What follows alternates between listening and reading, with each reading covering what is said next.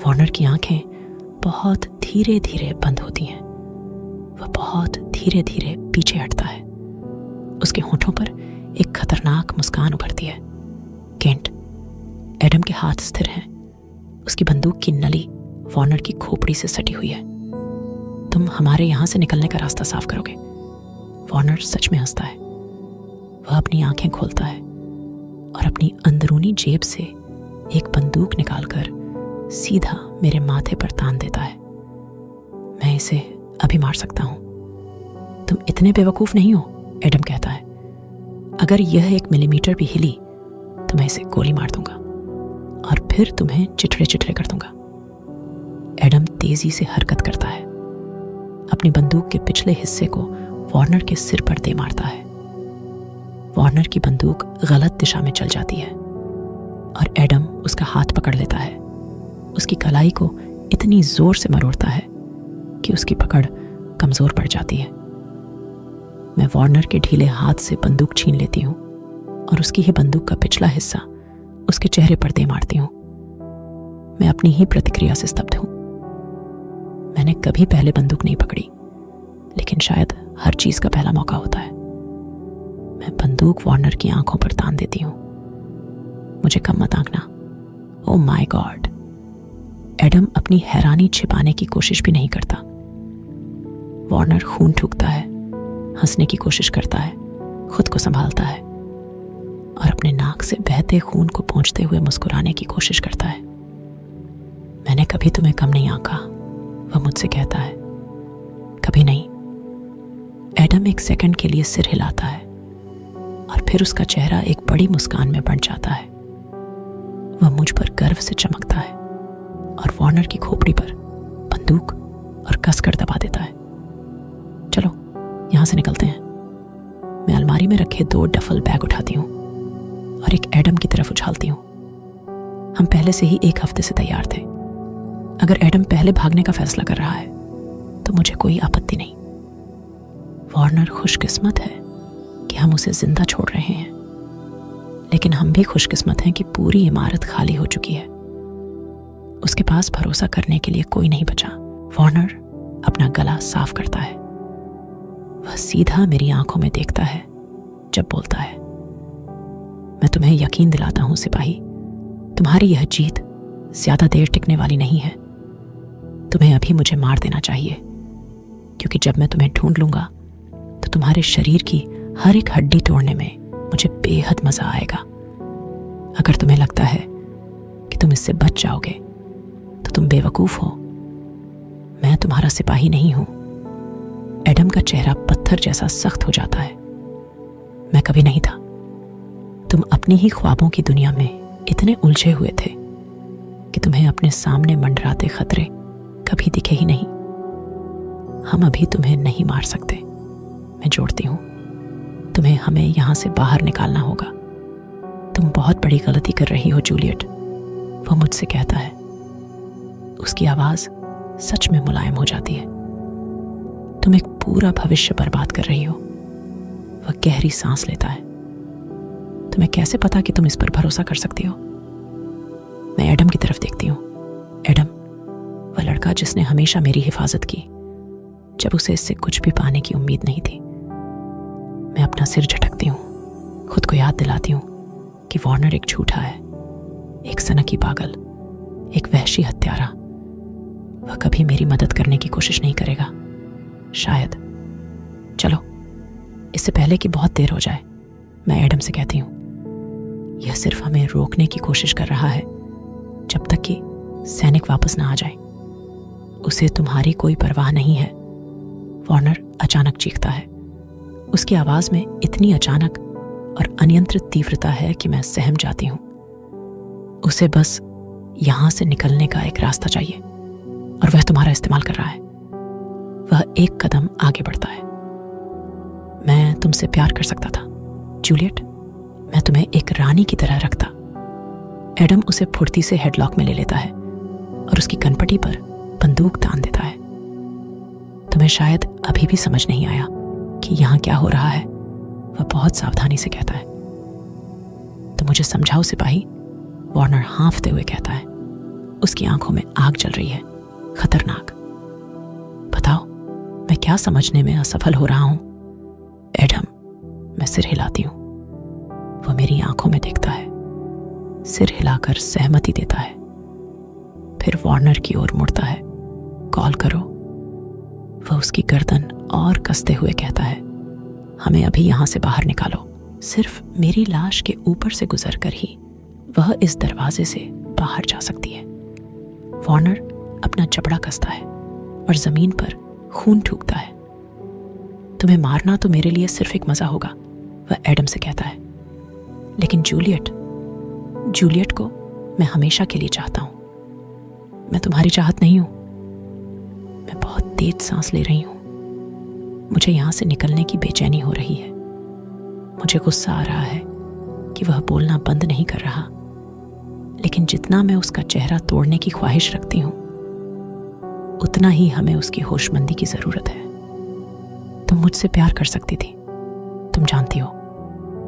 वह एक अजीब तरह की मुस्कान देता है। हम अजय होते, हम दुनिया बदल सकते थे। मैं तुम्हें खुश रख सकता था, वह मुझसे कहता है। एडम ऐसा दिखता है जैसे वह अभी वार्नर की गर्दन मरोड़ देगा। उसका चेहरा इतना सख्त, इतना तनावग्रस्त, इतना गुस्से से भरा हुआ है। मैंने उसे पहले कभी ऐसा नहीं देखा।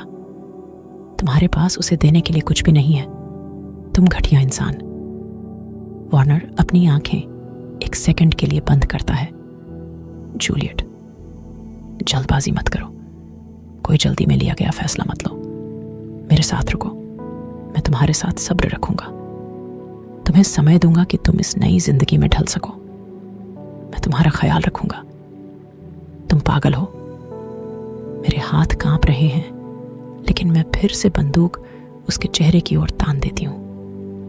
मुझे उसे अपने दिमाग से निकालना होगा। मुझे याद रखना होगा कि उसने मेरे साथ क्या किया है। तुम चाहते हो कि मैं तुम्हारे लिए एक राक्षस बन जाऊं? मैं चाहता हूं कि तुम अपनी पूरी ताकत का इस्तेमाल करो। मुझे जाने दो, मैं धीरे से कहती हूं। मैं तुम्हारी बनाई हुई कोई मूर्त नहीं बनना चाहती। मैं लोगों को तकलीफ नहीं देना चाहती। इस दुनिया ने तुम्हें पहले ही तकलीफ दी है, वह जवाब देता है। इस दुनिया ने ही तुम्हें यहां फेंका है। तुम यहां उनकी वजह से हो। तुम सोचती हो कि अगर तुम चली जाओगी तो वे तुम्हें अपना लेंगे। तुम सोचती हो कि तुम भागकर एक सामान्य जिंदगी जी सकोगी। कोई तुम्हारी परवाह नहीं करेगा। कोई तुम्हारे पास नहीं आएगा। तुम हमेशा की तरह एक पराई, एक अजनबी ही रहोगी। कुछ नहीं बदला। तुम्हारी जगह मेरे साथ है। वह मेरी है। एडम की आवाज स्टील को चीर सकती है। वार्नर एकदम चौंक जाता है। पहली बार ऐसा लगता है कि उसे वह समझ आ रहा है जो मुझे हमेशा से साफ लग रहा था। उसकी आंखें चौड़ी हो जाती हैं, डर से भरी हुई, अविश्वास से भरी हुई, और अब एक नई तरह की पीड़ा से मुझ पर टिकी हुई हैं। नहीं, एक छोटी पागल हंसी। जूलियट, प्लीज प्लीज मत कहो कि इसने तुम्हारे दिमाग में रोमांस के झूठे ख्याल भर दिए हैं। प्लीज मत कहो कि तुम इसके झूठे वादों में फंस गई हो। एडम अपना घुटना वार्नर की रीढ़ में जोर से मारता है। वार्नर जमीन पर गिर पड़ता है, एक दबे हुए धमाके और दर्द भरी तेज सांस के साथ। एडम ने उसे पूरी तरह मात दे दी है। मुझे ऐसा लग रहा है कि मुझे खुशी से चिल्लाना चाहिए, लेकिन मैं बहुत बेचैन हूं। मैं बहुत ज्यादा अविश्वास में हूं। मैं अपने ही फैसलों को लेकर बहुत असुरक्षित महसूस कर रही हूं। मुझे खुद को संभालना होगा। एडम, मैं तुमसे प्यार करता हूं, वह मुझसे कहता है। उसकी आंखों में वही सच्चाई झलक रही है जो मैंने पहले देखी थी। उसके शब्द उतने ही जरूरी और ईमानदार हैं जितने उन्हें होने चाहिए। उसे तुम्हें भटकाने मत दो। तुम उससे प्यार करते हो। वार्नर लगभग ठूंकता हुआ बोलता है। तुम्हें तो यह भी नहीं। एडम, कमरा मेरी नजरों के आगे धुंधला हो रहा है। मैं खिड़की की तरफ देख रही हूं। फिर मैं एडम की ओर देखती हूं। उसकी आंखें ऊपर उठती हैं। तुम कूदना चाहती हो? मैं सिर हिलाती हूं। लेकिन हम 15वीं मंजिल पर हैं। अगर यह हमारा साथ नहीं देगा तो हमारे पास और क्या विकल्प है? मैं वार्नर की तरफ देखती हूँ, अपना सिर थोड़ा झुकाती हूँ। कोर्ट सेवन जैसा कुछ है ही नहीं, है ना? वार्नर के होंठ कांपते हैं। वह कुछ नहीं कहता। तुमने ऐसा क्यों किया? मैं उससे पूछती हूँ। तुमने झूठा अलार्म क्यों बजाया? जिस सैनिक पर तुम इतनी अचानक से मोहित हो गई हो, उससे पूछो, वार्नर घृणा से कहता है। खुद से पूछो कि तुम अपनी जिंदगी उस इंसान के हाथ में क्यों दे रही हो, जिसे असली और नकली खतरे के बीच फर्क तक नहीं पता।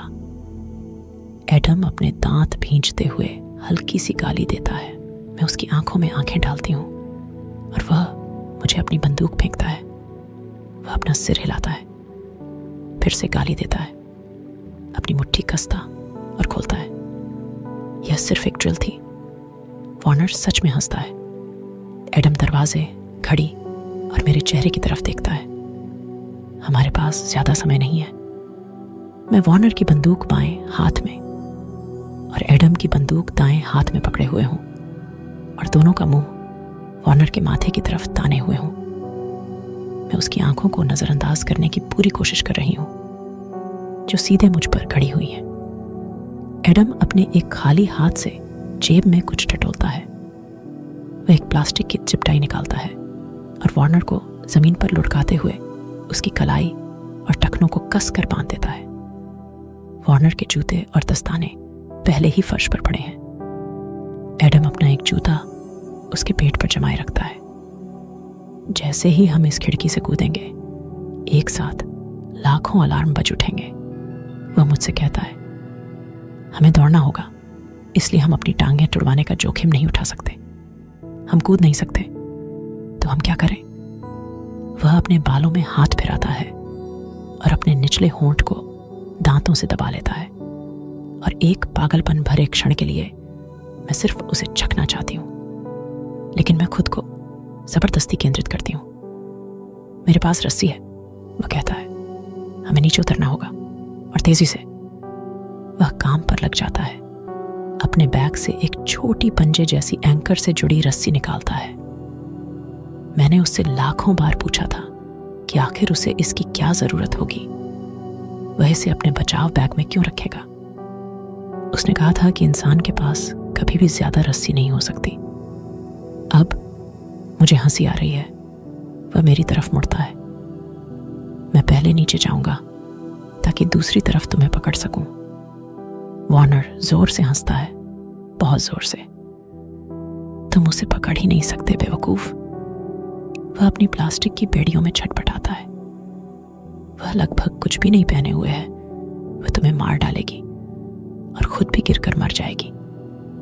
मेरी आंखें वार्नर और एडम के बीच भागती हैं। मेरे पास वार्नर की नौटंकी में फंसने का समय नहीं है।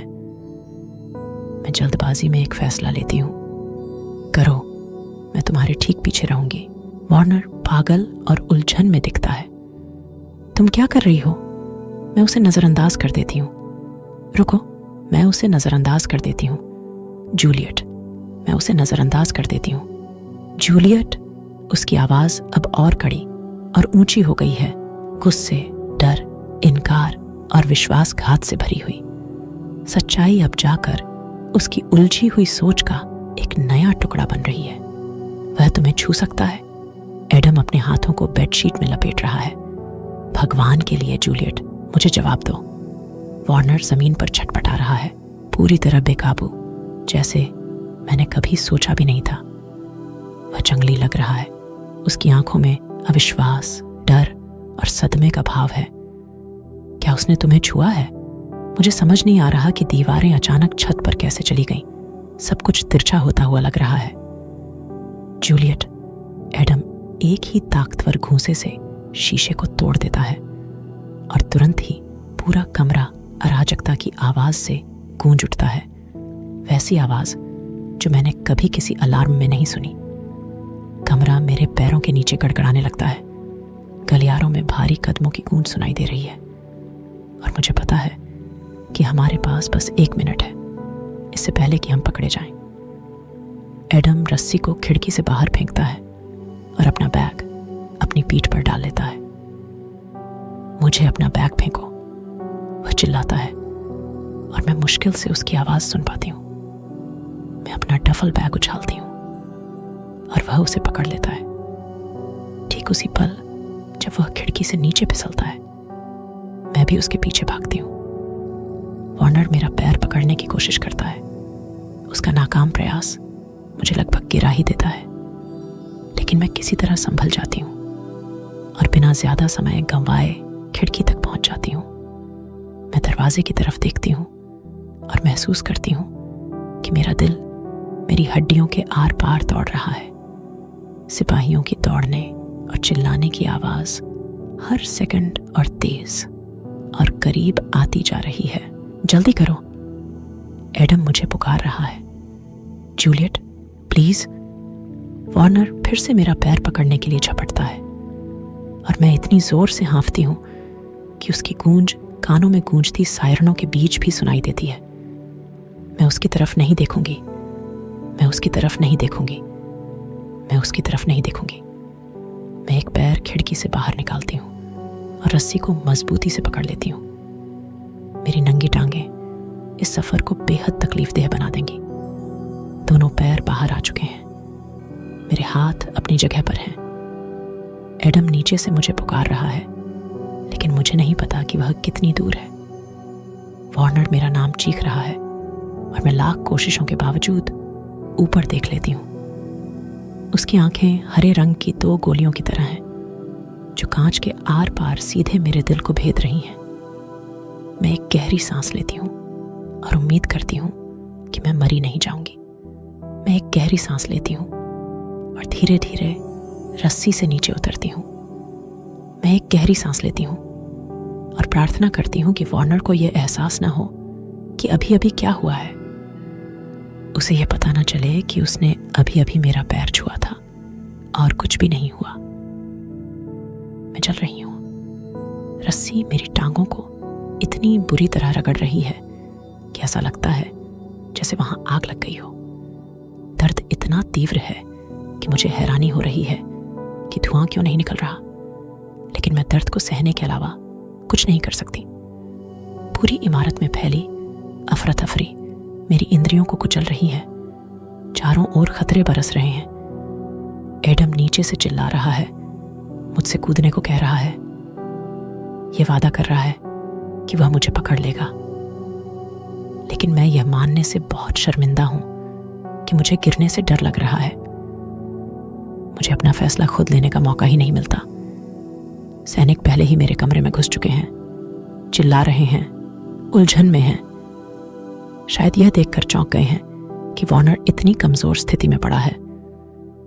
उसे हराना वाकई बहुत आसान था।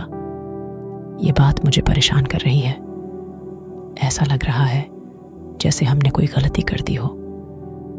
कुछ सैनिक पहले ही टूटे हुए शीशे से झांक रहे हैं और मैं रस्सी से नीचे फिसलने के लिए बेताब हूं, लेकिन वे पहले ही एंकर को खोलने की कोशिश कर रहे हैं।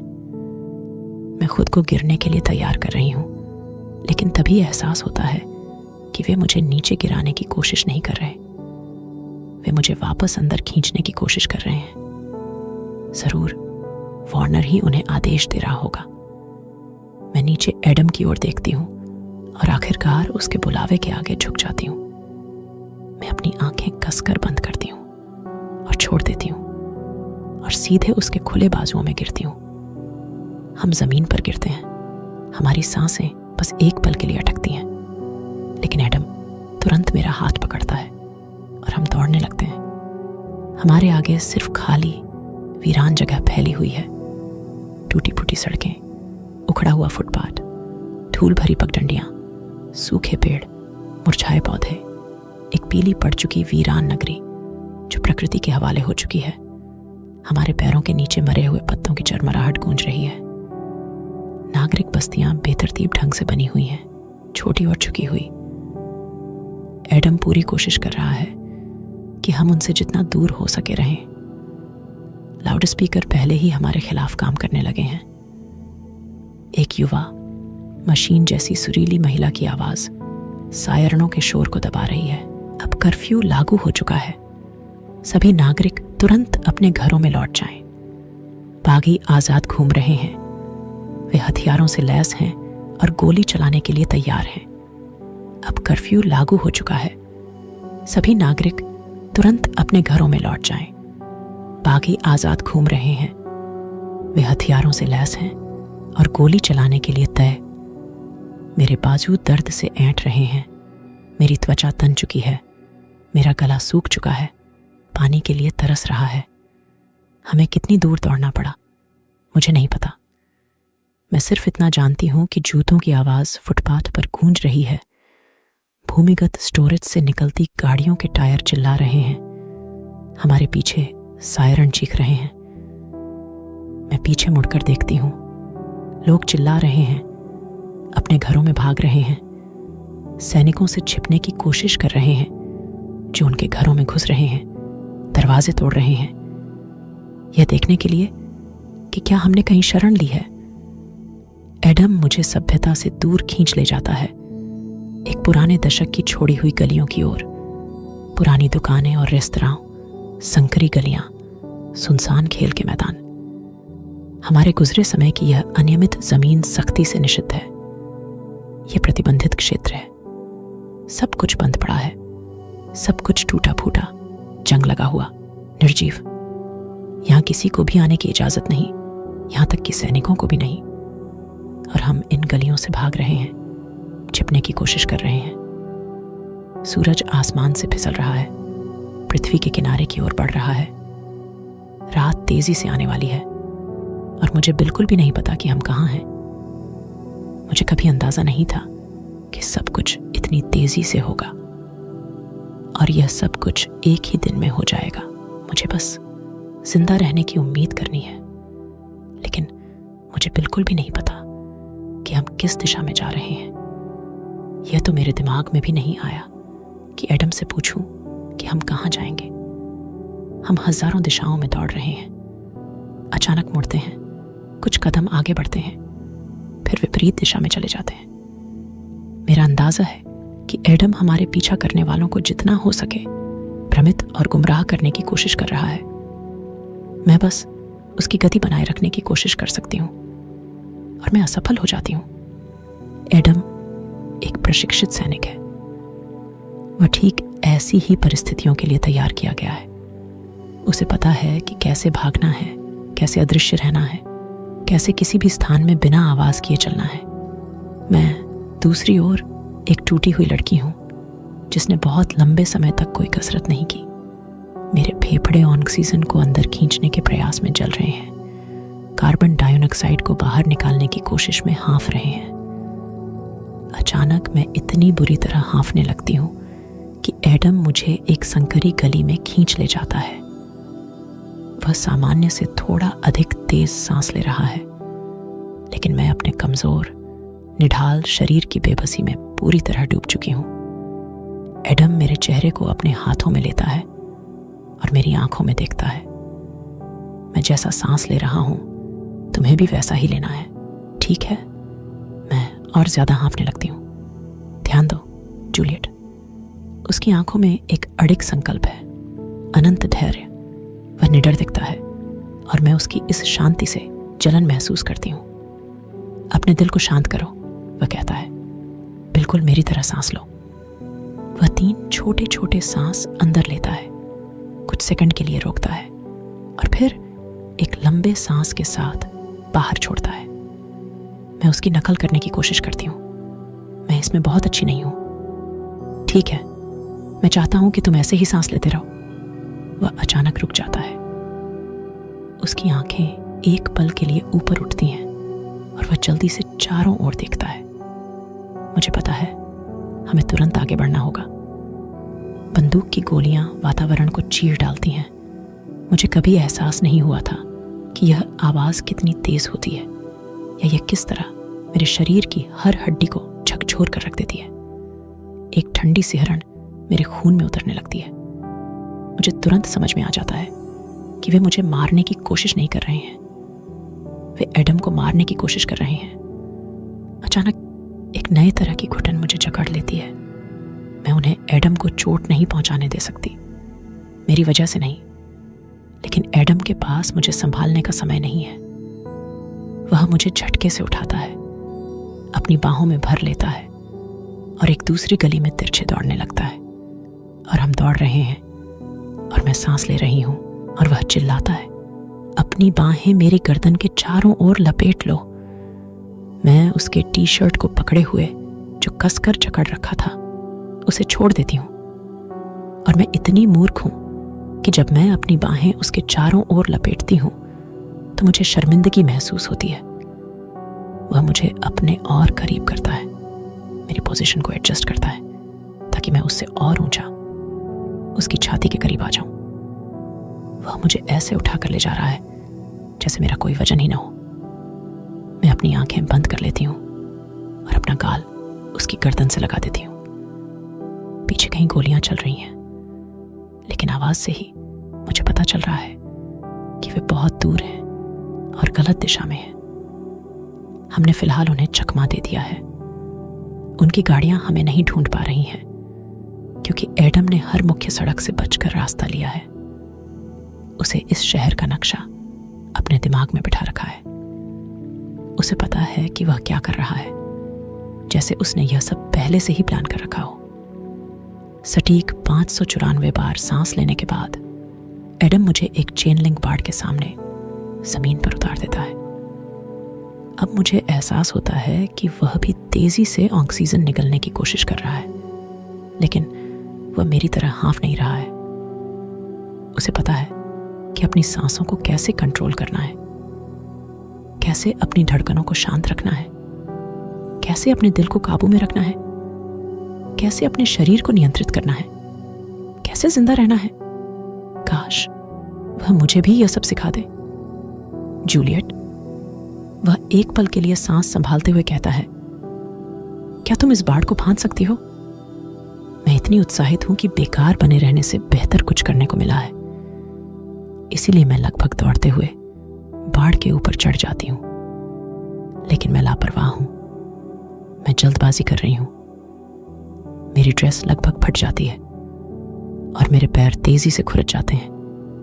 मैं दर्द से कराहती हूं और जब मैं अपनी आंखें खोलती हूं तो एडम पहले से ही मेरे बगल में खड़ा है। वह मेरे पैरों की तरफ देखता है और हल्का सा सांस छोड़ता है। वह लगभग हंसने लगता है। मुझे आश्चर्य होता है कि मैं उसे कैसी दिख रही हूं, एक फटी हुई जंगली लड़की इस चीथड़े चीथड़े कपड़े में। वार्नर ने जो चीरा लगाया था अब वह मेरी हिप बोन तक पहुंच चुका है। मैं एक पागल जानवर जैसी लग रही होंगी, लेकिन एडम को इससे कोई फर्क नहीं पड़ता। अब हम धीमे हो गए हैं। हम अब दौड़ नहीं रहे हैं बल्कि तेज कदमों से चल रहे हैं। मुझे एहसास होता है कि शायद हम अब किसी सुरक्षित जगह के करीब हैं, लेकिन मुझे नहीं पता कि मुझे अभी सवाल पूछने चाहिए या बाद में। एडम मेरे बिना बोले ही मेरे दिमाग में चल रहे सवालों का जवाब दे देता है। वे मुझे यहाँ ट्रैक नहीं कर पाएंगे, एडम कहता है। और अचानक मुझे एहसास होता है कि हर सैनिक के पास कोई ना कोई ट्रैकिंग डिवाइस जरूर होता होगा। मुझे आश्चर्य होता है कि मुझे कभी ऐसा कुछ क्यों नहीं मिला। इतना आसान नहीं होना चाहिए था भाग जाना। हमारे ट्रैकर्स कोई ठोस चीज नहीं होते, वह समझाता है। हम एक और गली में बाएं मुड़ते हैं। सूरज धीरे धीरे क्षितिज के नीचे डूब रहा है। मुझे नहीं पता कि हम कहाँ हैं। हमें रीस्टैब्लिशमेंट की बस्तियों से कितनी दूर होना चाहिए कि यहाँ कोई इंसान तक नहीं दिख रहा। यह एक खास सीरम है जिसे हमारे रक्त प्रवाह में इंजेक्ट किया जाता है, वह आगे कहता है, और यह हमारे शरीर की प्राकृतिक प्रक्रियाओं के साथ काम करता है। अगर मैं मर जाता तो यह तुरंत पता लगा लेता। युद्ध में खोए हुए सैनिकों को ट्रैक करने का यह एक बेहतरीन तरीका है। वह मुझे अपनी आंखों के कोने से देखता है। वह एक टेढ़ी सी मुस्कान देता है जिसे मैं चूम लेना चाहती हूं। तो तुमने इस ट्रैकर को कैसे भ्रमित किया?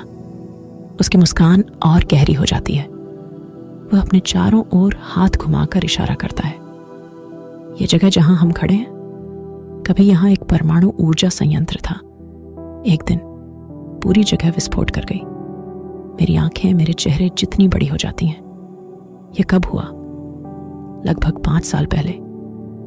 उन्होंने इसे बहुत जल्दी साफ कर दिया, इसे मीडिया से, लोगों से छिपा दिया। कोई नहीं जानता कि यहाँ क्या हुआ था, लेकिन यहाँ की रेडिएशन किसी को भी मारने के लिए काफी है। वह एक पल के लिए रुकता है और इसने पहले ही कई लोगों को मार दिया है। वह चलना बंद कर देता है। मैं इस जगह से लाखों बार गुजर चुका हूं और मुझ पर इसका कोई असर नहीं हुआ। वार्नर मुझे यहां से मिट्टी के नमूने इकट्ठा करने के लिए भेजता था।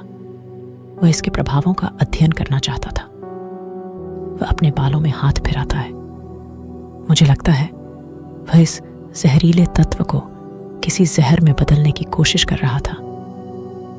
पहली बार जब मैं यहां आया, वार्नर को लगा कि मैं मर चुका हूं। ट्रैकर हमारे मुख्य प्रोसेसिंग सिस्टम से जुड़ा होता है। जैसे ही कोई सैनिक मारा जाता है, एक अलर्ट सिग्नल जाता है। उसे पता था कि मुझे यहां भेजने में जोखिम है, तो शायद जब उसने सुना कि मैं मर गया हूं तो बहुत ज्यादा हैरान नहीं हुआ। वह ज्यादा हैरान तब हुआ जब उसने मुझे वापस देखा। वह कंधे उचकाता है जैसे उसकी मौत कोई मामूली बात होती। यहाँ के कुछ केमिकल्स ट्रैकिंग डिवाइस की आणविक संरचना को निष्क्रिय कर देते हैं। तो मूल रूप से अभी इस वक्त पूरी दुनिया यही सोच रही है कि मैं मर चुका हूं। वार्नर को शक नहीं होगा कि तुम यहां हो सकते हो।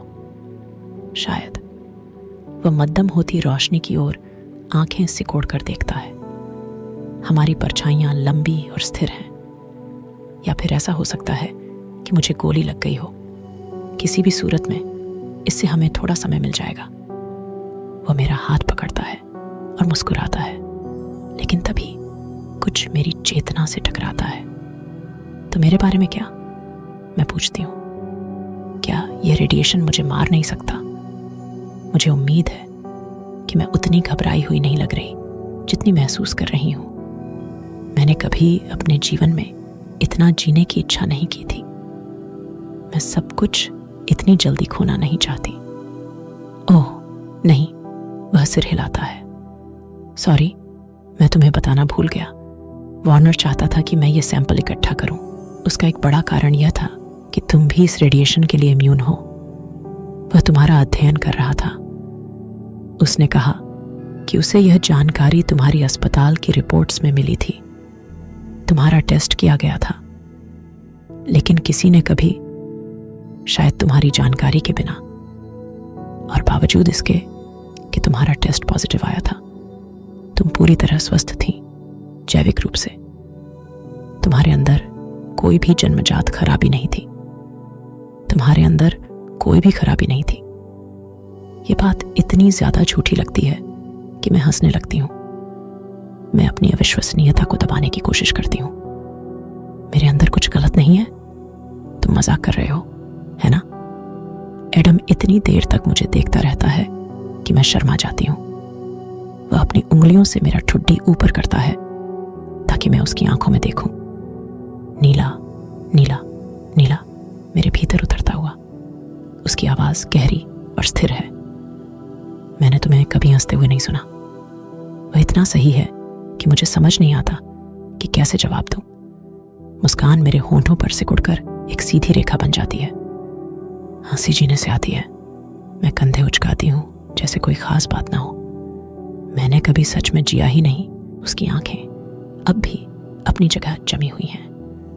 वह मुझे एक अटूट ताकत से थामे हुए है, जैसे कोई अदृश्य शक्ति उसे भीतर से खींच रही हो। मैं उसकी धड़कनों को अपनी त्वचा के खिलाफ महसूस कर सकती हूँ।